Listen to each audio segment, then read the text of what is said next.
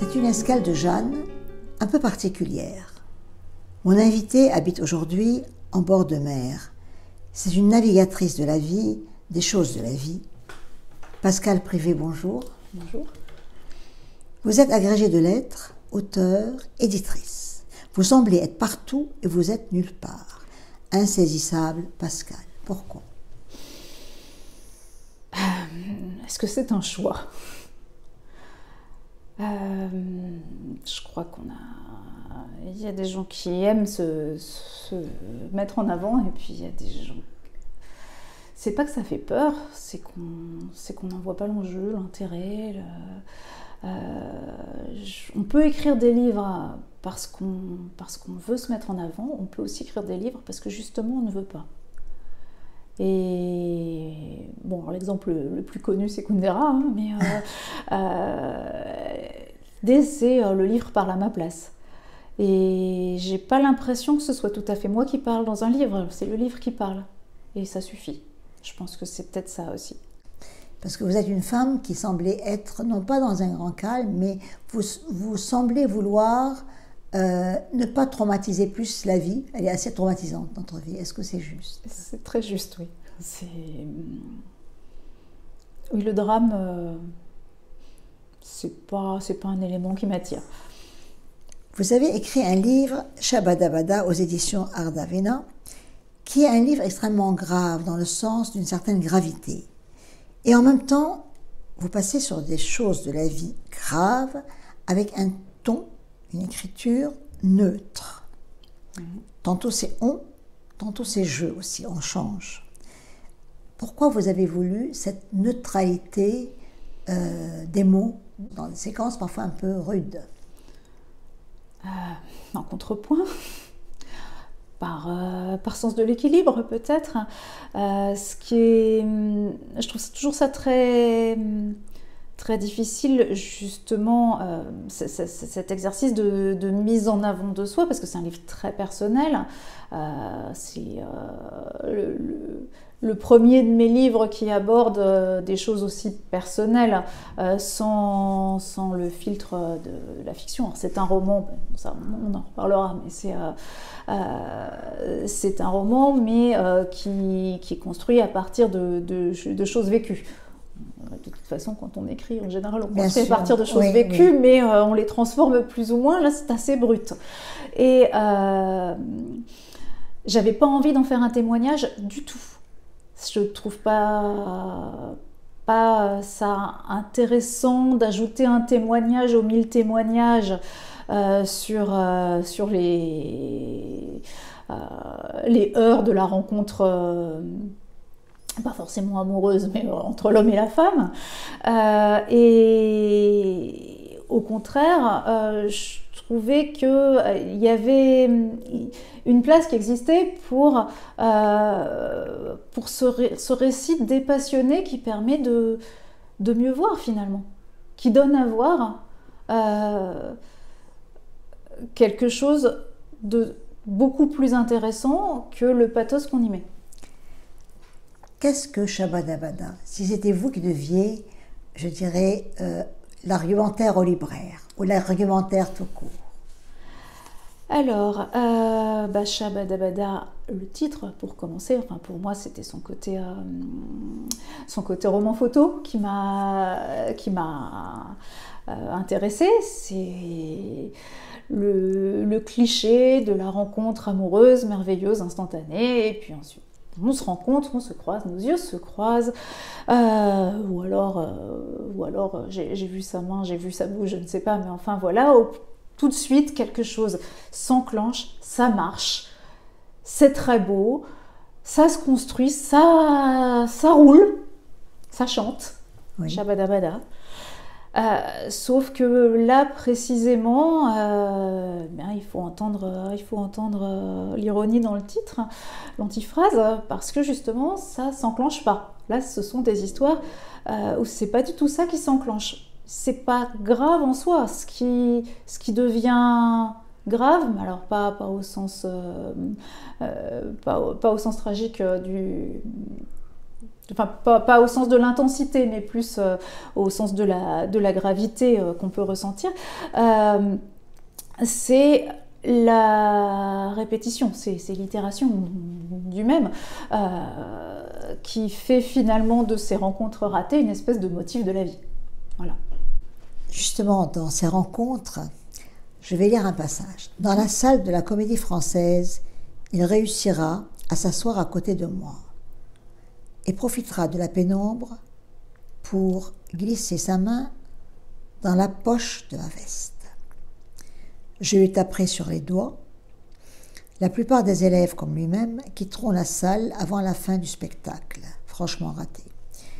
Je m'obstinerai à rester jusqu'à ce que le rideau retombe. Alors, c'est une scène qui a pour personnage secondaire beaucoup d'élèves, puisque ce sont des lycéens, oui. Et que l'héroïne Oui. en double et étudiante effectivement à l'époque, et en revanche la personne assise à côté est un prof. Justement, j'ai vu que c'était un prof. Vous restez jusqu'au bout, enfin l'héroïne reste jusqu'au bout, et c'est bien écrit dans le livre, c'est presque la scène capitale. Elle va résister jusqu'au bout. Il ne se passera pas spécialement quelque chose, mais vous êtes resté jusqu'au bout. C'était votre façon de triompher de cette main dans la poche. Oui, c'est une façon de dire ça n'est pas important, et je pense que ça n'est pas important. Ça a été la façon d'aborder ce genre d'intrusion dans l'intimité qui a été celle de toute une génération, de beaucoup de générations, qui était la façon normale finalement, la façon digne de l'aborder quand j'étais petite, quand j'étais adolescente, quand j'étais étudiante. C'est vrai que faire un scandale, ça prouvait juste qu'on était, on disait, hystérique à l'époque. Mais en même temps, c'était pas de la peur, c'est-à-dire que effectivement, on parle de cette époque lointaine qu'on n'a pas oubliée, mais dont on veut faire croire qu'on l'a oubliée, qui est celle dans laquelle on a grandi, où beaucoup de choses on les faisait quand on était une fille, parce qu'on avait peur de ce que les gens allaient dire, de ce que les gens allaient penser. Là, peut pas être le sens de la scène parce que personne ne voit rien et qu'on peut se lever et partir, et effectivement a priori personne ne va se mettre à hurler derrière nous. En attendant, il y avait une gloire à résister silencieusement, noblement, et je crois que c'est quelque chose qui est difficile à comprendre, par exemple par la génération de ma fille. Bien sûr. Comment peux-tu être aussi victime ? Oui. Alors pourquoi ne lui as-tu pas envoyé ta main dans la figure ? Mais c'est pas la question que je voulais traiter. Moi, je donne à voir ce qui a été. Oui, alors, sans la question de savoir si ça a été au millimètre près n'est pas du tout la question, mais c'est plutôt voilà le type de scène qui ont construit ces femmes qui actuellement sont devenues les quinquagénaires, les quadragénaires ou les sexagénaires. Je crois que ça n'a pas beaucoup changé de ce point de vue-là jusqu'à relativement récemment. Et c'était les codes d'une génération. C'était les codes d'une génération. Alors est-ce que c'était grave, est-ce que c'était pas grave, est-ce que c'est affreux, est-ce que ça l'est pas ? Ça, on laisse le lecteur en juger. Bien sûr. Mais aujourd'hui, ce serait inacceptable de toutes les façons. Ah, complètement. Je pense que, et vous parlez que ça existe toujours, tout ce qui est raconté dans le livre, mais que c'est inacceptable. C'est inacceptable, oui. Et en même temps, j'aime bien quand vous me dites « ma fille pousserait de hauts cris si une chose pareille se passait ». Ça veut dire qu'entre vous et votre fille, et je comprends très bien, il y a beaucoup de choses qui se sont passées, heureusement peut-être aussi, pour pouvoir ne plus accepter certaines choses. Mais en même temps, ce que vous dites dans ce livre, c'est l'époque, comment ça se passait. Comment c'était aussi plus ou moins des petites victoires, de ne pas se lever, de ne pas partir. Donc de rester calme. De plaisanter, des choses comme ça. Mais c'est pas... il ne s'agit pas du tout de dire regardez comme c'était horrible. Oui. Et je pense qu'on ne vit pas dans une époque moins horrible en fait. Oui. Simplement les limites ne passent pas au même endroit, les comportements attendus ne sont plus les mêmes et on ne sait pas toujours exactement lesquels ils sont. De même que ce qu'on raconte, on ne sait pas non plus très bien, enfin, ni les personnages masculins ni le personnage féminin savent très bien ce qu'on attend d'eux. Vous êtes éditrice aussi. Qu'est-ce que c'est être éditrice aujourd'hui, justement? Alors, être éditrice, c'est beaucoup de choses en une. Et ce qui est justement compliqué, me semble-t-il, c'est que, sauf les très grosses structures, la plupart des petites maisons fonctionnent avec 1-2 personnes qui s'occupent de tout. Ce qui fait qu'on a l'impression d'être un chien à plusieurs têtes et de garder la porte de la bibliothèque des titres pas encore publiés. On a à la fois le travail de sélection de textes auxquels on croit qu'ils nous paraissent faire livre, qui nous paraissent vivre par eux-mêmes. Et ça, pour moi, c'est très important. C'est pas, un tel a raconté un truc intéressant, ça suffit pas. Et puis, on reçoit énormément de manuscrits. Oui, et beaucoup de ces manuscrits passent à côté de la littérature, pour moi. Oui. C'est seulement des gens passaient des mois à les écrire. C'est horrible. Le statut d'auteur, c'est quand même quelque chose d'assez difficile à supporter aussi. Oui. Et donc, moi je réponds toujours, et on essaye de répondre des choses qui font progresser. On ne peut pas non plus développer trop, parce que sinon on ferait que ça, et c'est pas ça le métier d'éditeur. Mais donc il y a ce travail de sélection qui a déjà un enjeu très grand, et qui me semble, même affectivement, très prenant. Et puis, il y a tout le travail technique, où il faut faire attention à tout et essayer de penser le livre en tant qu'objet.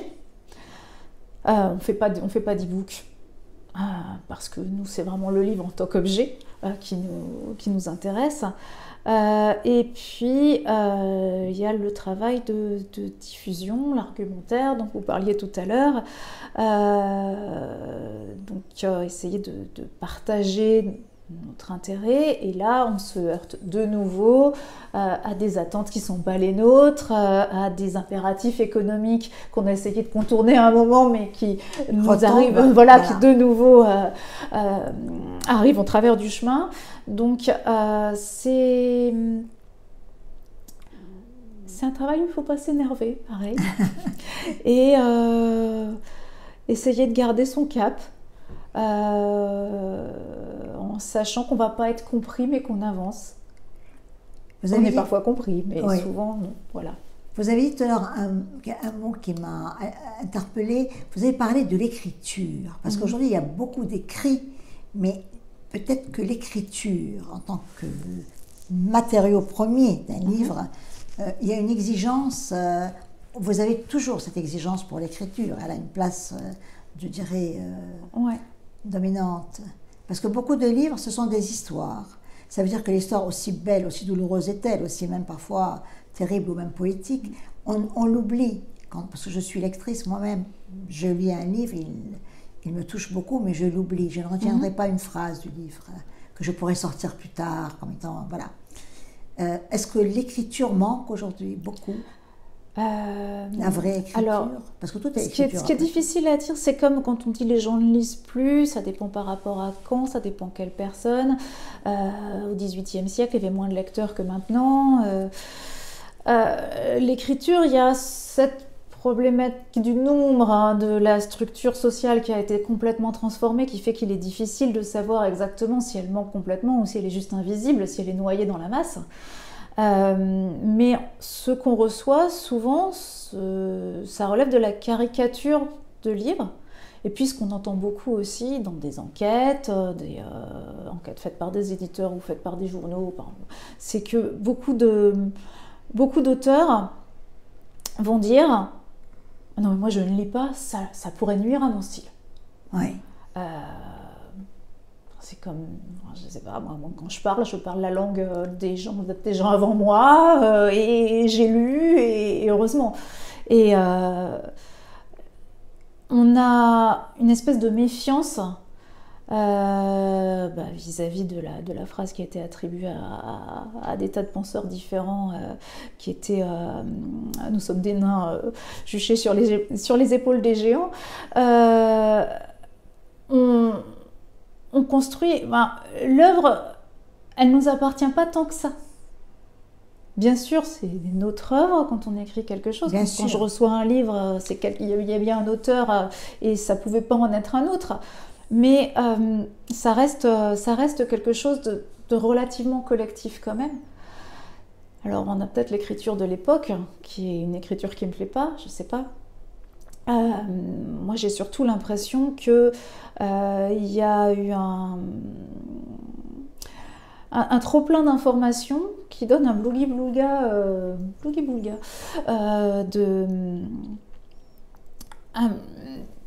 stylistique, oui. avec des choses mal digérées qui surnagent, comme dans la recette du gâteau de Casimir, les coquilles d'œufs qu'on n'a pas enlevées. Ce qui fait que la sauce prend pas. C'est pas une écriture, c'est une caricature d'écriture. Voilà, je ne sais pas si je suis très claire. Mais... Non, vous êtes très claire, au contraire. Mais vous avez dit aussi quelque chose tout à l'heure, que quand vous lisez un manuscrit, vous avez beaucoup de respect pour celui qui l'a écrit, bien écrit ou mal écrit, mais vous avez du respect pour la sueur qu'il a mis dedans, pour tout ce qu'il a fait, et vous avez du mal à dire non après. Parce que parfois... Alors, c'est pas exactement qu'on a du mal à dire non, parce qu'en général, on ouvre une page honnêtement, la majorité des livres que je reçois, au bout de 2 paragraphes, je sais très bien que je ne les publierai pas. Oui. Mais ce que je trouve difficile, c'est que justement, cette évidence criante n'a jamais apparu à la personne qui a écrit le livre. Oui. Et qu'est-ce qu'elle était en train de faire? Et ça, c'est vrai, c'est une question que je me pose. Bien sûr, bien sûr. Qu'est-ce qu'elle a pensé faire? Qu'est-ce qu'elle faisait vraiment? Qu'est-ce que c'est que cette opération? Alors, on sait bien que je crois j'ai vu quelque part que 10% des Français écrivent. Enfin, pas forcément un livre complet, mais écrivent. Oui. Et beaucoup de gens qui nous envoient des textes. Alors, il y a ceux qui écrivent pour témoigner, et il y a ceux qui écrivent parce qu'ils veulent devenir écrivains. Oui. Alors, je suis un peu caricaturale, et pardon pour tous les gens qui ne s'y reconnaîtront pas, mais j'ai par exemple reçu des manuscrits dans lesquels ce désir de devenir le plus grand écrivain a été mis en abîme dans le récit. Donc, ce sont des choses qui sont extrêmement candides, et à la fin, on trouve le manuscrit, il est publié par le plus grand éditeur, et c'est merveilleux, ça devient le best-seller de l'année. Et en fait, c'est très enfantin, c'est pas si loin, pour en revenir à Shabada Bada, de la façon dont l'homme qui se dit « Ah, je veux être un séducteur, je vais donc essayer de séduire », va prendre les choses en main et tomber complètement à côté. Alors justement, je passe à cet homme-là, parce que je crois que dans votre vie, vous avez rencontré un écrivain célèbre, et vous en parlez dans le livre, bien sûr, vous ne donnez pas son nom ni la maison d'édition, et c'est incroyable, parce que vous pourrez nous lire ce passage. On peut le lire maintenant? Oui, bien sûr. Parce que ce passage m'a marqué. Parce que c'est un écrivain parce célèbre. Que vraiment, c'est incroyable. D'accord. Alors, donc ça se passe à une petite fête de maison d'édition, à laquelle j'étais pas vraiment invitée, mais je m'y retrouve parce que cet écrivain avait demandé à un autre écrivain de m'y emmener parce qu'il voulait me revoir. Voilà. Quelques secondes après mon arrivée, voici que Guillot, telle une apparition, sort de l'obscurité, empressé, radieux. Nul doute qu'il guettait mon entrée. Nous échangeons quelques mots convenus, je n'ai vraiment rien à lui dire, quelqu'un pourrait-il opportunément s'immiscer? Mais personne ne vient, et Guillot, s'étant fendu de quelques platitudes anodines, se met à me bombarder de questions. « Vous vivez à Paris ?»« Mais oui. »« Seul ?»« Mais non, on est 4. » Vous avez des enfants? Oui, oui. Ah, mais vous êtes mariée? Exactement, je suis mariée. Oh, à l'église au moins? Ah non, pas à l'église. Mais vous êtes croyante? Pas le moins du monde. Enfin, c'est pas possible, s'exclame Guillot en agitant les bras, l'air égaré. Je suis l'écrivain le plus catholique de Paris. À l'instant, il recule, disparaît peu à peu entre les invités, agitant les bras comme un prêcheur américain. Sa voix, tandis qu'il s'éloigne, répète « Pas à l'église! Pas possible! Pas à l'église !» Une jeune attachée de presse a assisté à l'échange, interloquée. Elle est italienne, ne connaît personne, nous sympathisons. Ornella m'explique d'un accent chantant que sa cousine cherche tout le temps des hommes. Elle a beaucoup d'amants, mais ils s'appellent tous Olivier, comme son mari, français. Elle ne voudrait pas se tromper de prénom, elle ne cible que des Olivier, c'est sa règle. Heureusement qu'elle n'a pas épousé un Com ou un Alaric.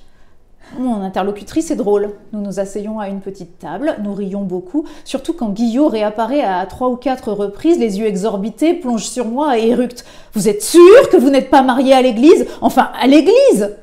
Vous êtes sûr? Pas à l'église !» Plusieurs fois, il jette à mon interlocutrice un regard courroucé et ajoute un peu agressif, un peu égaré. « Mais vous êtes lesbienne, non? Vous êtes sûr que vous n'êtes pas lesbienne ?» D'autres fois, entre deux anecdotes ayant pour héros un Olivier, je ne le vois pas, mais j'entends passer à travers la brume tabagique un « Pas à l'église !» ahuri ou un furibard « Enfin, je suis l'écrivain le plus catholique de Paris !» Quelques mois plus tard, je croiserai l'écrivain le plus catholique de Paris, rue de Babylone, au sortir d'un déjeuner avec mon frère. J'hésiterai un instant avant de le saluer. Il ne me reconnaîtra pas. C'est très typique. Je crois. Voilà. C'est... De comment certains écrivains se mettent dans des castes en réalité. Bon, là c'est catholique, mais ça peut être autre chose aussi. Mais, et comment cette façon d'être sûr de soi, je suis l'écrivain le plus... Oui. Voilà, donc ça aussi, ça doit être quelque chose qui est assez compliqué dans le monde... Dans le monde de l'édition. Oui. Alors, oui, on a... par exemple, je voudrais être publié par votre maison d'édition, qui est injonctif. Oui. Mais puisque je veux être publié par votre maison d'édition, il est inadmissible que vous ne soyez pas d'accord avec moi. On rencontre, alors effectivement, beaucoup d'écrivains beaucoup d'écrivains, je ne sais pas s'il faut forcément dire des écrivains, mais des gens qui s'imaginent être auteurs d'un... Par exemple, je ne sais pas, quelqu'un qui se présente en disant « Bonjour, je suis auteur de thriller dont l'héroïne est toujours une jeune femme à qui il arrive ça, ça, ça et ça. » Et voilà, cette personne, c'est son identité.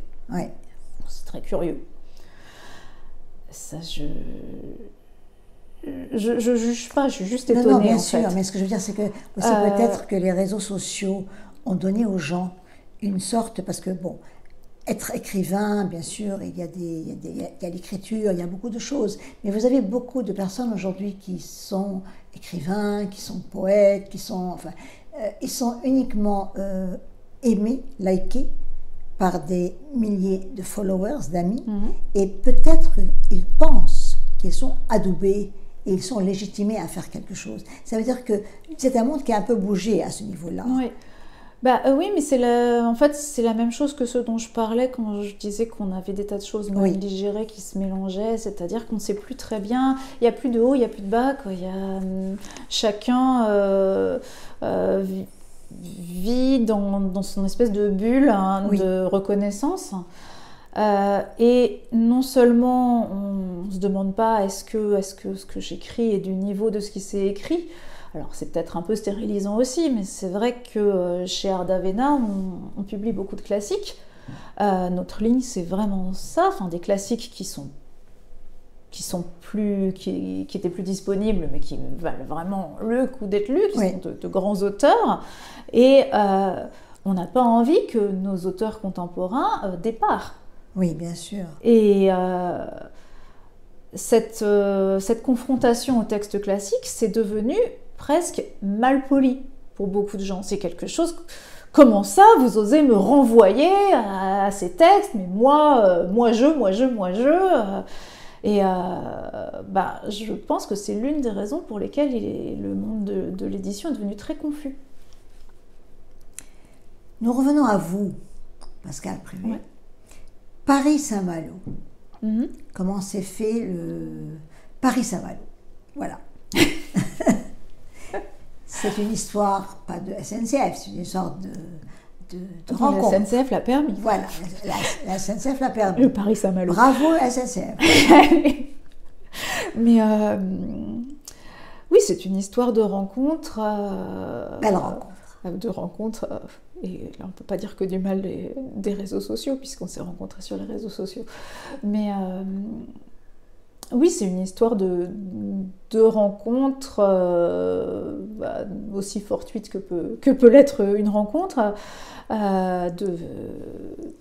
D'Emmanuel Tuny, pour pas le nommer, qui est malouin et avec qui on a fini par décider de s'installer au même endroit, parce que c'est un petit peu compliqué sinon. Alors, on travaille ensemble éditorialement, et puis peut-être qu'un jour on travaillera ensemble sur un livre aussi, on y a pensé. C'est un gros changement, mais c'était pas mon premier gros changement, et effectivement c'est ce que vous disiez au début de cette escale. J'ai l'habitude de reconstruire quelque chose quand ce vous y croyez, ce que je vivais ça ne s'avère plus vivable. Et quand j'y crois, évidemment, sinon c'est moins intéressant quand même. Je ne vois pas forcément ça comme une escale non plus. Voilà. C'est très joliment dit. En tout cas, vous avez eu un métier, vous êtes agrégée, comme on l'a dit, de lettres, vous êtes éditrice aussi maintenant. Ce livre n'est pas le premier, votre lieu de vie n'est pas le premier. J'ai cru comprendre que vous avez fait l'Amérique, que vous êtes en France bien sûr, que vous avez maintenant, vous étiez à Paris, vous êtes à Saint-Malo. Au Cameroun, aux Pays-Bas, en Italie et aux États-Unis. Je déteste voyager. Je reviens à ce livre. Le titre qu'il a trouvé, vous? Oui. Ce livre était en vous depuis plusieurs années? Ouais. Vous l'avez écrit en 15 jours? Je l'ai écrit en 15 jours. Je ne savais pas qu'il était en moi. J'y avais jamais pensé. En fait, je buvais un verre avec un ami à qui j'ai raconté l'une des anecdotes qu'il y a dans le livre, et qui m'a dit « Mais c'est extrêmement intéressant. En fait, je dis, ah bon, tu devrais en raconter d'autres. » Et donc je lui ai raconté une autre anecdote, et le tri s'est fait par l'intérêt sans doute que j'y ai apporté, par le travail de la mémoire, puisque on sait que notre mémoire elle se reconstitue en permanence. En fait, on réinscrit la même information dans des neurones neufs, et quand on la réinscrit, en général, on la biaise un petit peu aussi, on l'embellit, surtout si elle nous paraît représentative. Donc voilà, il ne s'agit pas de dire voilà ce qui est arrivé, rendez-vous compte, c'est le vrai, mais je pense que c'est le vrai, mais pas forcément au niveau anecdotique. Il y a un moment où on se rend compte qu'on a en stock comme ça des histoires qui pour nous font sens, disent quelque chose, et qu'il y en a une quantité suffisante pour finalement faire récit. Justement, on dirait plusieurs nouvelles, plusieurs scénettes, pardonnez-moi le mot. C'est tout à fait ça. Et avec, quelque part, la même actrice, le même personnage, et de temps en temps, le personnage est dedans, ou bien il est avec une petite distance, comme pour jouer le souffleur. Oui, oui. Alors, l'idée de théâtre me paraît particulièrement adéquate, parce que, de toute façon, dans les relations de séduction, il est évident qu'on joue tous à un niveau ou un autre un rôle, et que là, ce sont de mauvais rôles. De gens qui n'ont pas pris le bon, qui jouent pas le rôle qui va avec le rôle que joue la personne en face. Enfin, c'est cocasse, c'est triste. Oui. Mais c'est vraiment ça. Ensuite, effectivement, alors le souffleur, je ne sais pas si c'est pas exactement un souffleur, parce que il y a une parole qui dit autre chose, qui complète, mais qui ne souffle pas. Vous écrivez en dernière de couvre, enfin c'est la dernière de couvre, on lui écrit des lettres, et il nous écrit des lettres, de longues lettres, qui sauf l'été se passent de poste, et qu'on se tend dans le couloir. On échange quelques minutes entre les cours, pas trop, pour que ça ne paraisse pas bizarre. Cela paraît bizarre. Il nous emmène chez lui, après les cours, une fois par semaine, en vitesse. On boit du thé. C'est invivable. Un jour, 10 ans plus tard, on le retrouvera. Il dira « Tu es la seule femme qui m'ait vraiment aimé. » Invivable. Et le mot invivable, clac. Alors, ce qui est amusant, c'est que c'est la première remarque que m'a faite Emmanuel sur ce texte. Oui. Le mot invivable, bon, d'abord, il y a une polysémie qui le nourrit parce que c'est une histoire qui ne peut pas se vivre. Et qui en plus ne peut pas se supporter, on peut absolument pas supporter. C'est toujours ce professeur, je crois. Ah, c'est pas le même. C'est deux scènes différentes. Voilà, deux scènes différentes. Oui, la vie des adolescentes qui ont maintenant mon âge était absolument terrible. Hein. Il y avait plusieurs professeurs sur le coup.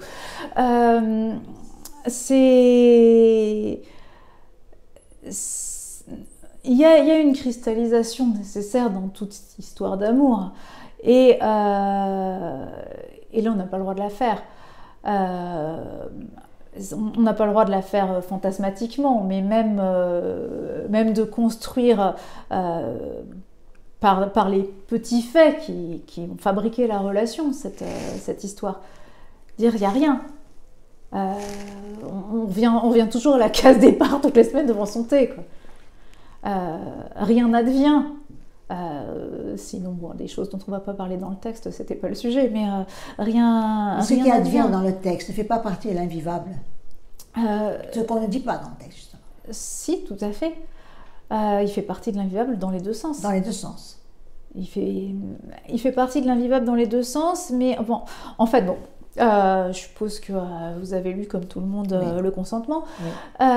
Et évidemment, moi, en lisant Le Consentement, je pensais à cette histoire qui m'est arrivée et que j'ai pas vécue dans la douleur qui semble avoir été celle de Vanessa Springora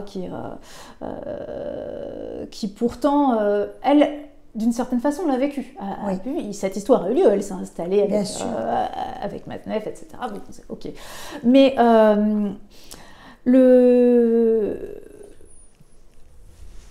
à l'époque, moi, ce qui me frappait le plus, je voyais pas le personnage de l'abuseur, le personnage masculin, adulte, du haut de son autorité professorale, qui abusait, selon les termes consacrés, d'une gamine qui, à l'époque, avait 15 ans. Comme quelqu'un de nuisible, et j'avais honte, moi. Oui. J'avais honte parce que j'avais pas le droit. Je me disais pas que lui n'avait pas le droit. Oui. Donc c'était vous qui n'aviez pas le droit. Est-ce qu'une gamine de cet âge, parce que quand même, vous êtes très jeune, et lui est quand même plus âgé que vous. Ah ben, en même temps, on est persuadé que c'est quelque chose de très très beau et que c'est la plus belle histoire d'amour du monde. J'avais écrit une nouvelle dessus qui a été publiée il y a, je sais pas, je dirais 25 ans, dans l'atelier du roman, qui juxtaposait le point de vue d'une petite gamine qui a un amant adulte, le point de vue de l'amant et le point de vue de la meilleure amie. Oui. Et justement on n'écrit pas en disant je vais montrer ça, ça, ça et ça, mais je crois que la très grande naïveté de la gamine qui doit quand même surmonter énormément d'obstacles pour ne pas vivre cette chose, pour vivre cette chose invivable, c'est-à-dire pour essayer de vivre ce qu'elle ne pourra jamais arriver à vivre.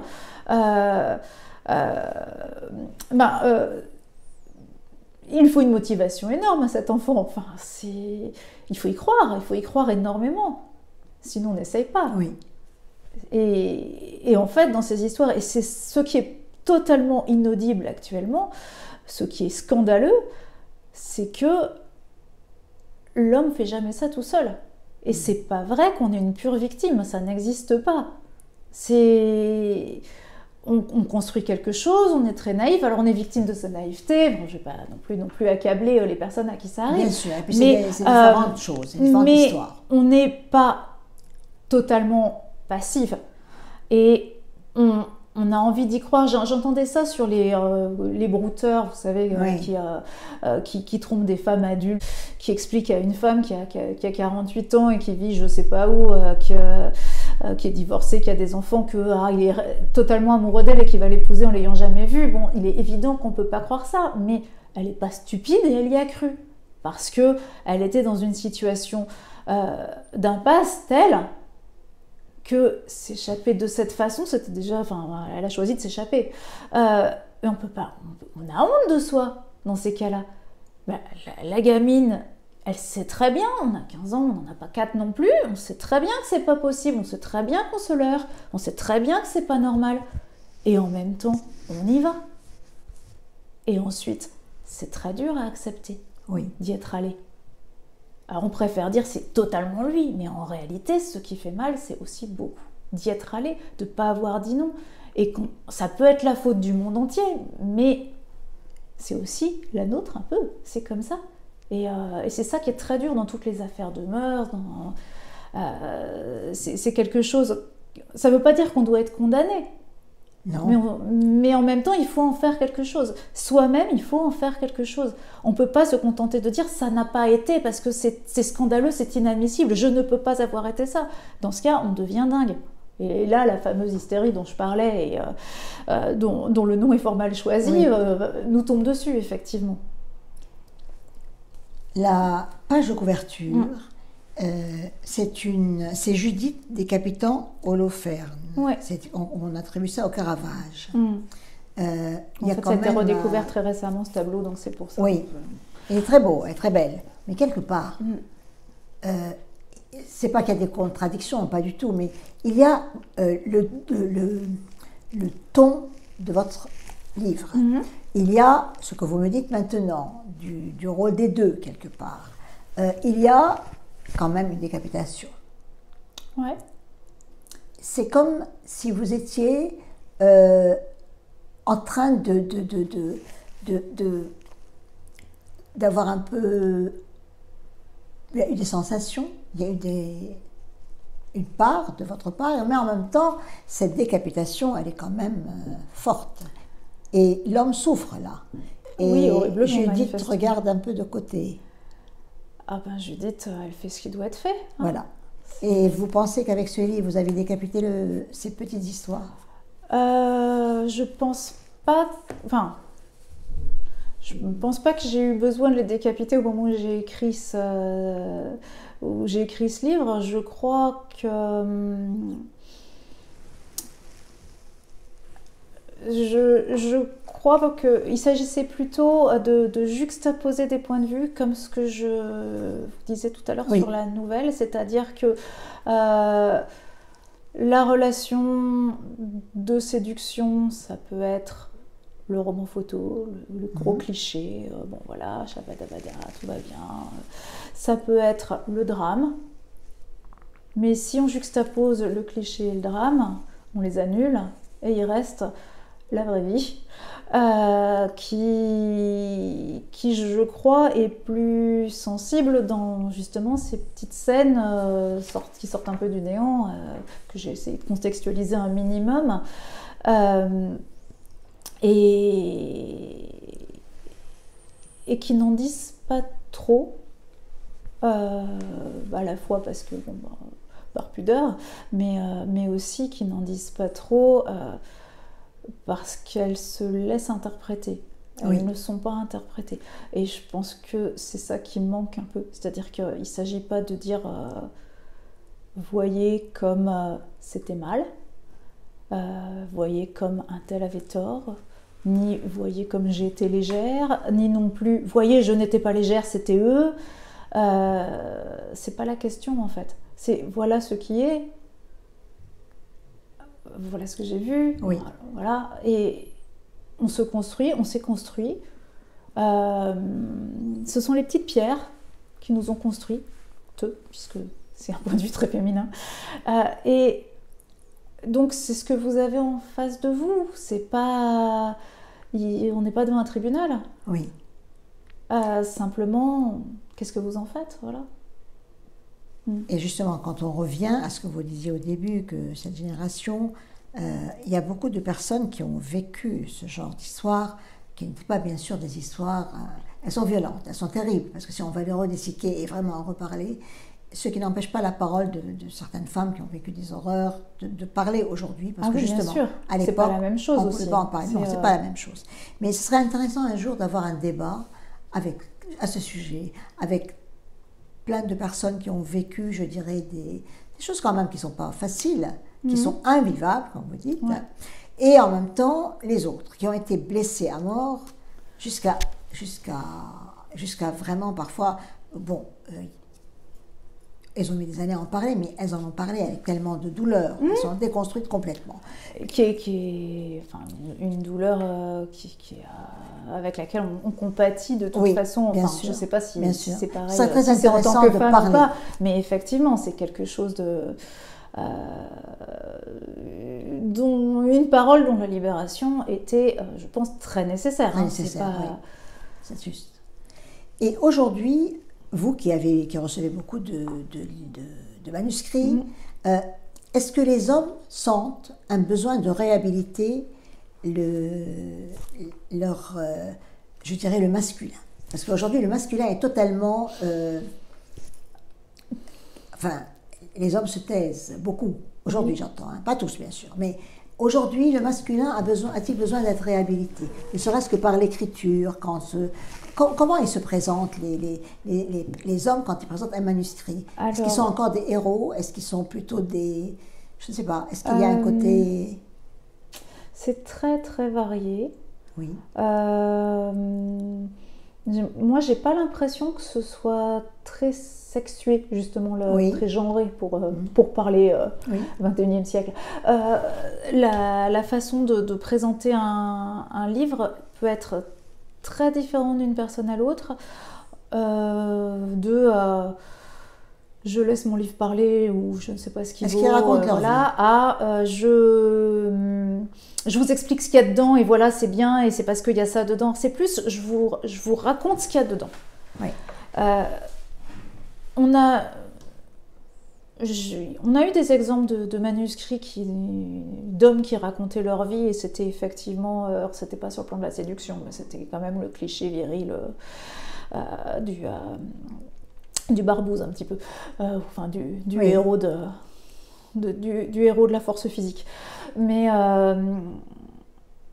c'est très résiduel. En revanche, on a beaucoup de gens qui racontent leur vie, clairement.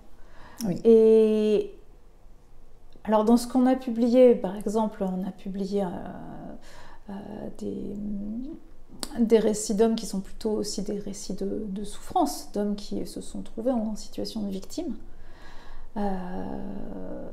Je n'ai pas reçu tellement de livres d'hommes qui se présentent en situation de domination virile, mais en même temps, est-ce que ça fait livre vraiment? Je ne suis pas sûre. Oui, oui. On va jouer aux questions-réponses. Je vous donne un mot, vous donnez un autre. Jupe. Alors, jupe, ça a toujours été un enjeu social.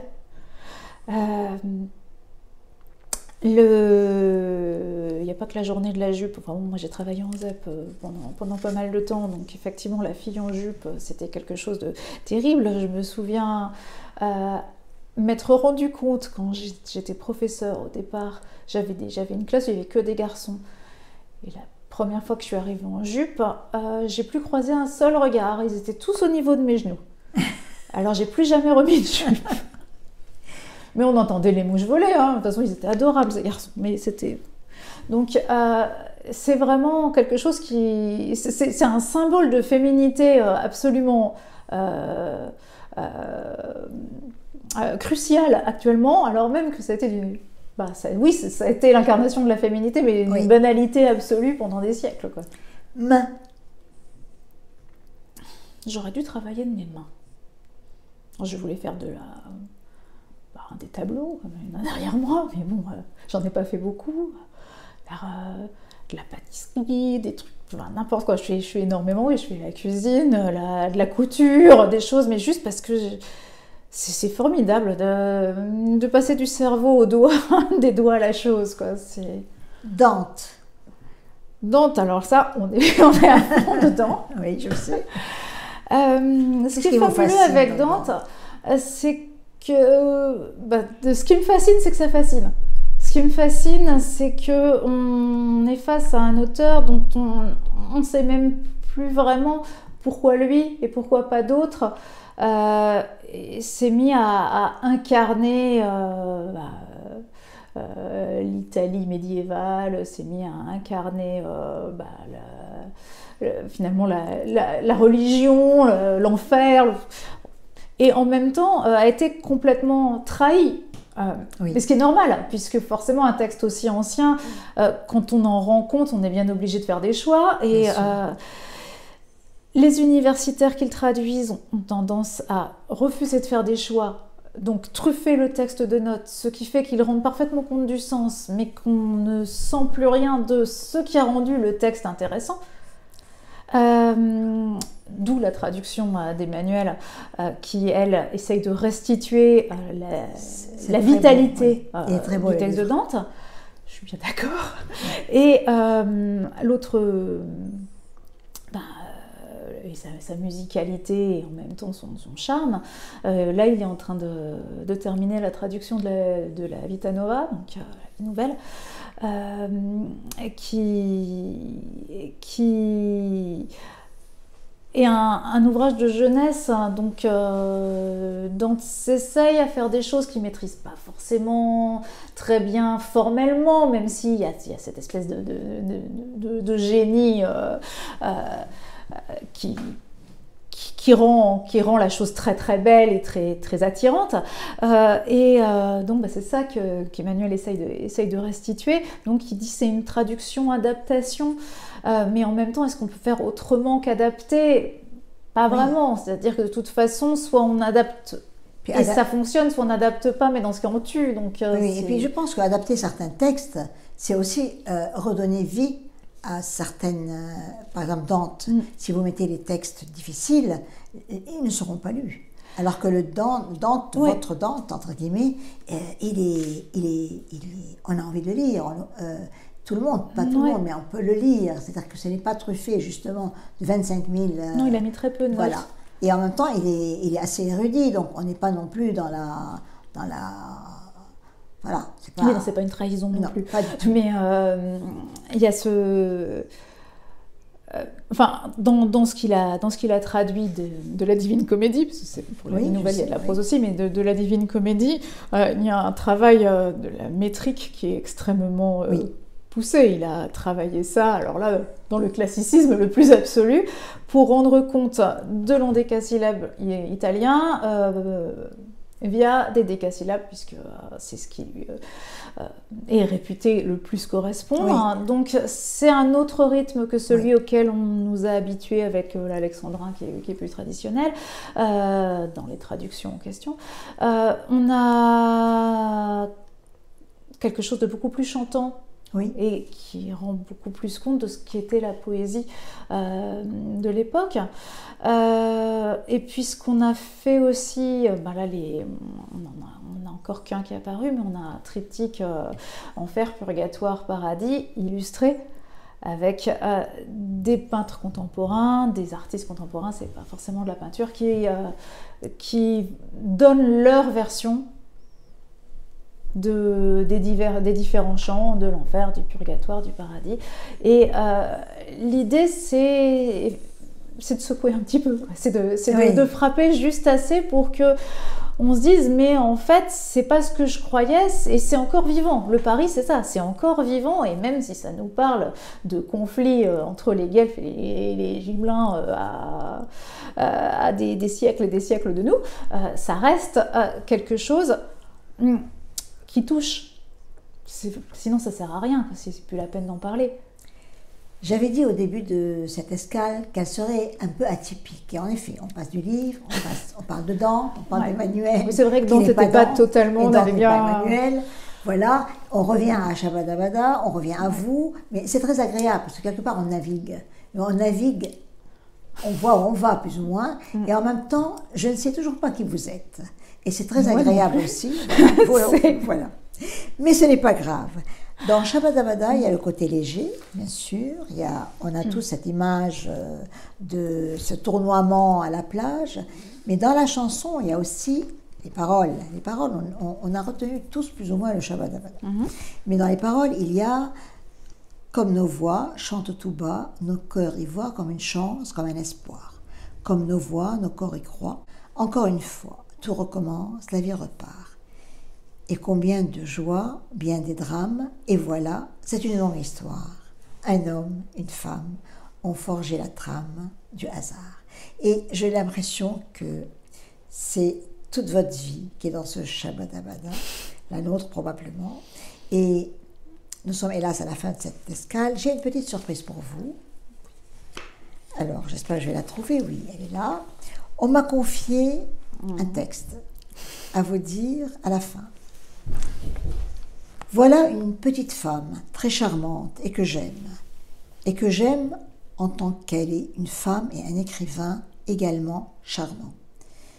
Car il est une fonction possible de l'écriture, peut-être sa plus discrète, sa plus éminente et sa plus élégante fonction, celle qui consiste à faire de la rudesse erratique du monde un gentil ballet d'euphémisme, une cour manquée, mais une comédie distinguée. Quelque chose d'épatamment digne. Voilà, j'aime la femme et la femme qui a fait ça. Et c'est pour vous, et c'est de la part de Emmanuel Tuni. Voilà. Je l'aurais reconnu sans qu'on me dise de qui c'était. Ça m'a beaucoup émue quand j'ai reçu. Peut-être pourrais-tu dire ça. Donc voilà, c'était très émouvant. Et je me suis dit, je vais vous la faire la surprise. Mais c'est très beau. Alors, qu'est-ce que vous lui dites en retour? Qu'est-ce que je lui dis en retour? Là, je vais juste revenir sur ce mot digne, parce que c'est quelque chose dont on a parlé, et un tout autre sujet. Il me disait, je ne sais pas ce que ça veut dire. Et c'est beau, digne. Et on a parlé aussi de son sens, ou de son peu de sens de sa propre dignité. Et donc c'est une réponse, je pense, qui n'est pas que sur Shabada-Bada. Sinon, la chose qui me frappe justement, c'est cette vision. Alors vous me demandiez qui j'étais, ou vous demandiez qui j'étais. Il a répondu peut-être. Il a répondu, mais ce n'est que sa réponse. Je ne m'y reconnais pas. Vous êtes modeste. Mais en même temps, je ne saurais pas en donner une autre. C'est très beau. Voilà. Ce que vous avez écrit est très beau. Et j'ai l'impression que là, je retrouve, sans le connaître vraiment, le Malouin, qui de loin voit le bateau revenir. Le bateau, c'est vous, parce que le mien, il va partir. Et il est tout phare allumé, pour vous dire. En tout cas, le verre et le phare, on ne va pas dire comme le monsieur qui disait « Je suis l'écrivain catholique le plus connu ». Et voilà. Non, le plus catholique de Paris. En tout cas, j'ai vraiment pris grand plaisir à cette escale. Et en même temps, j'ai beaucoup appris. J'ai appris sans apprendre, parce que vous êtes quelqu'un qui est toujours en demi-teinte. Et en même temps, j'ai vu des photos de vous, très rieuses, très drôles, et qui sont vraiment de très très belles photos. Mais nous en reparlerons. Je crois que vous faites des photos vous-même ici. Et peut-être que nous aurons l'occasion de faire quelque chose. Et les mains, voilà. Un grand merci. Merci. Donc c'était l'escale de Jeanne avec Pascal Privé. Merci beaucoup, beaucoup, beaucoup, beaucoup. Et on verra votre livre aussi, et on lira tous les autres. Merci, merci, merci.